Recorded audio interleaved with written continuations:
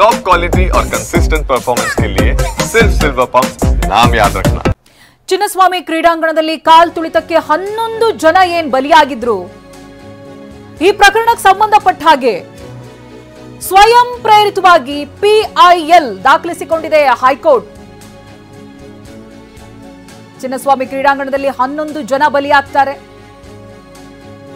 ಸ್ವಯಂ ಪ್ರೇರಿತವಾಗಿ ಇದೀಗ PIL ದಾಖಲಿಸಿಕೊಂಡಿದೆ ಹೈಕೋರ್ಟ್.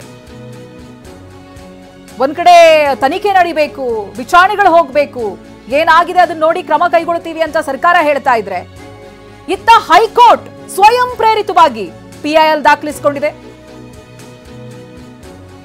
ಘಟನೆ ಬಗ್ಗೆ ವರದಿ ಸಲ್ಲಿಸೋದಕ್ಕೆ ಸೂಚನೆ ಕೂಡ ಕೊಟ್ಟಿದೆ. 2:30ಕ್ಕೆ ಇವತ್ತು ಮಧ್ಯಾಹ್ನ 2:30ಕ್ಕೆ ಹೈಕೋರ್ಟ್ನಲ್ಲಿ ವಿಚಾರಣೆ ಇರುತ್ತೆ. ಇದಕ್ಕೆ ಸಂಬಂಧಪಟ್ಟ ಹಾಗೆ ಏನಾಗಿದೆ ಏನು ಅನ್ನೋದ್ರ ವಿವರಣೆಯನ್ನ ಕೊಡಬೇಕಾಗುತ್ತೆ ಕೋರ್ಟ್ಗೆ. ಈಗಾಗಲೇ ಸ್ವಯಂ ಪ್ರೇರಿತವಾಗಿ PIL ದಾಖಲಾಗಿದೆ, ಹೈಕೋರ್ಟ್ ದಾಖಲಿಸಿಕೊಂಡಿದೆ.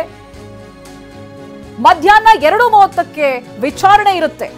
11 ಮಂದಿ ಬಲಿಯಾಗ್ತಾರೆ. ಇದಕ್ಕೆ ಹೊಣೆ ಯಾರು, ಏನಾಗಿತ್ತು, ಇವೆಲ್ಲದಕ್ಕೂ ಕೂಡ ಉತ್ತರ ಕೊಡಬೇಕಾಗುತ್ತೆ ಕೋರ್ಟ್ನಲ್ಲಿ.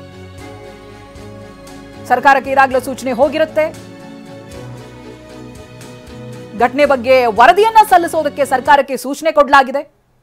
ಏನಾಗಿದೆ ಅನ್ನೋದರ ಸಂಪೂರ್ಣ ವರದಿ ಸಲ್ಲಿಕೆ ಮಾಡಬೇಕಾಗುತ್ತೆ, ವಿವರಗಳನ್ನ ಕೊಡಬೇಕಾಗುತ್ತೆ. 11 ಜನರ ಸಾವಿಗೆ ಏನು ಕಾರಣ, ಯಾರು ಹೊಣೆ,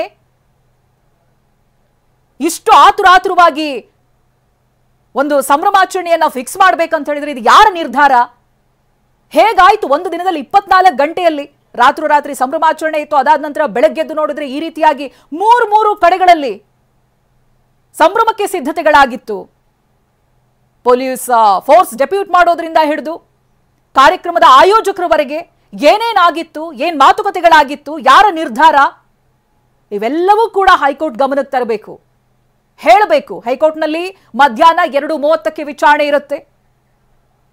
ಸುಲಭದ ವಿಚಾರ ಅಲ್ಲ ಇದು.